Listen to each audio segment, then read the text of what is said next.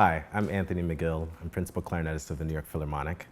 And I'm so happy to be performing You Have the Right to Remain Silent by Anthony Davis. It's a really important work in the clarinet repertoire. It actually has B-flat clarinet as well as an amazingly large and beautiful contra-alto clarinet in one of the movements.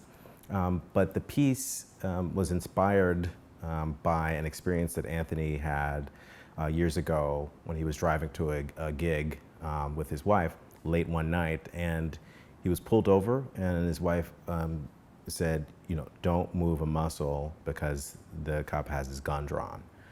And it was a case, eventually they discovered it was a case of mistaken identity, but this impacted him so much because so many people experience moments like this and have these encounters. And so what he does is that he kind of takes you through the journey so you can understand what can happen to one person, in the face of this sort of thing.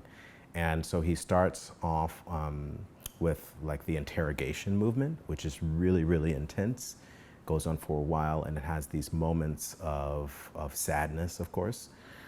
He takes you the next movement to a movement called Loss.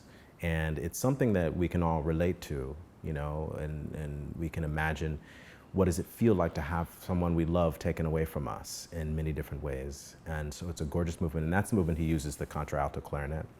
And the next movement is the incarceration, and it talks about that. It has that feeling, that jagged edge feeling that you can kind of hear in the music. And the last movement is called the Dance of the Other.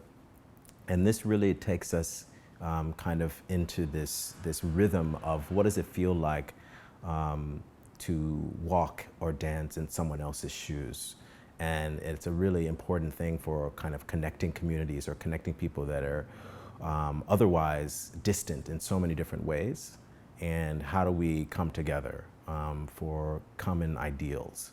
And I think it's a really powerful work because we can all kind of relate to the themes within it. And he weaves this beautiful kind of opera together with the clarinetist as the protagonist.